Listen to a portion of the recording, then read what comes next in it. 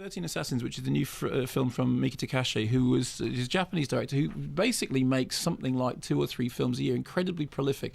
And what we see of his work over here is only a very small part of what he does. He was the guy who directed Audition, which is a film which really, really creeped me out. As I said, I went to see it at the Edinburgh Film Festival knowing nothing about it other than it was a Japanese film, and I went with Trevor Johnson, and it starts out, you think he's a film critic, and he writes for a number of publications, and so many people will know who he is, but most people won't. Okay, Trevor Johnson, and most my people friend, haven't read Nietzsche either.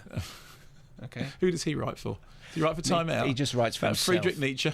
It's all about him. That Jean-Paul Sartre, he was so stupid he didn't know he existed. I proved he existed. I nutted him, to quote Alexei Sayle. So anyway, I went to see Audition, knew nothing about it. It starts out like a romantic... I can tell you about Immanuel Kant. Yes, just don't, okay.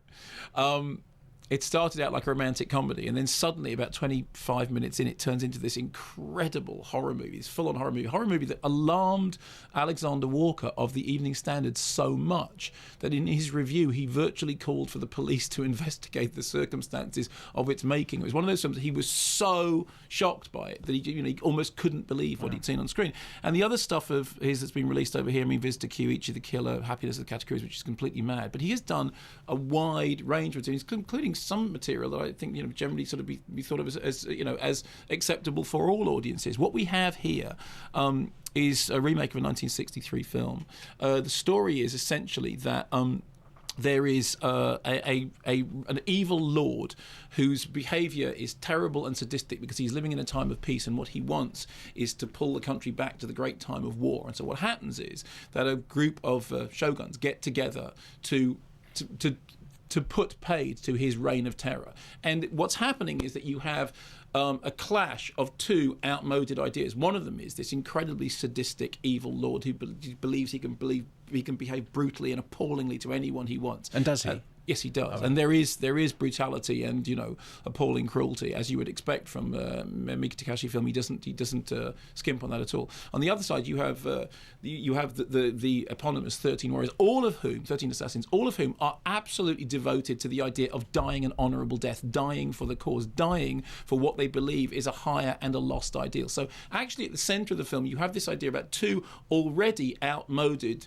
forms of philosophical forms clashing. So what happens is, for the first half of the movie, his evilness is established, and it is established, pretty full on. They get their band together, they build their numbers up until they hit, the 13, and then they decide, because there's fewer of them than there are of his men, that the only way that they can actually do battle with him is essentially to lure him and his hundreds of men into a town, which is a trap, and then for the last...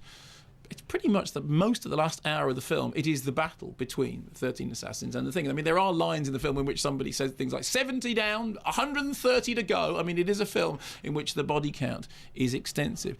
The interesting thing about it is that it's surprised a lot of people. I mean, people have drawn comparisons, with Kurosawa and the great directors. I think when it was first shown, some of the people who had always, I think, thought that Takashi was just a shockmonger were quite surprised by how old-fashioned, how traditional a movie it is. Although he's a very modern filmmaker, one of the things he talks about is not using CG to do stuff which you couldn't do physically, but just using it to cut corners sometimes. Everything that you see in the film is done, it's not like a CG fast cutting. There are very stately shots. The editing is not that kind of frenetic editing, which is so much associated with modern cinema. It has an older aesthetic than that, and it is also a film which takes its time. It has its philosophical discussion. There's a lot of talking between the absolutely staggering body count, and actually, funnily enough, what the film manages to achieve is that sense both of the tragedy of what's happening, but also of there's a sort of dark thread of satire running through it. There is also a kind of nostalgia, but an understanding that what's happening is, as I said, 2 outmoded forms clashing. There is a lot of brutality. There is, as always in these, there is comedy. And the interesting thing is that at no point does it sag and become dull, which is quite surprising considering that so much of it is a battle sequence.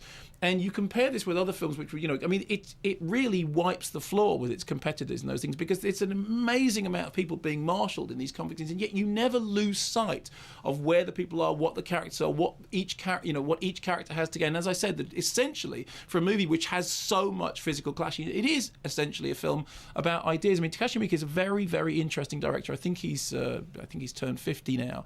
He's a very interesting director. And since he made this, he's already made another 2 films already.